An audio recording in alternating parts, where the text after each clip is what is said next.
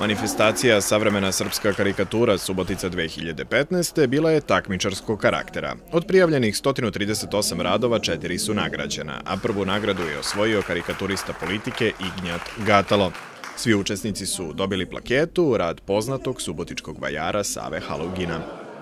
Karikatura je uvek u ekspanziji, uvek je u ekspanziji. Iako je dosta u posljednje vreme bila i zapostavljena i gurnuta malo u stranu, ipak se pojavljuju sve više mladi ljudi koji se posvećuju karikaturi, tako da mislim da ima budućnosti za srpsku karikaturu. Na izložbi u vestibilu Gradske kuće Subotičani su mogli da vide portrete političara iz vizure karikaturista, a uz mnogo smeha neki od njih dobili su i uramljene karikature na poklon, dok je predsjednik Skupštine Vojvodine na poklon dobio 3D karikaturu samog sebe.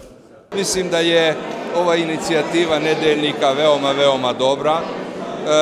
Interesovanje koje je izazvalo pokazuje da je to dobra stvar koja je naišla na očekivanje i na prihvat. I mislim da bi od ovoga mogla da nastane jedna veoma lepa tradicija. Ja sam počastovan sa tim da sam na ovoj prvoj prilici došao u tu situaciju da se suočim ovako uporno sam sa sobom. I kakvu reakciju izaziva? Pa moram da skinem jedno 25 kila minimum, to je ovako što se tiče spoljasnosti, a sve ostalo još moram da proučim. Da li ćete staviti u kabinet ili kod kuće? Ne, kod kuće ću držati, svakako, da ne zastrašujem ljude.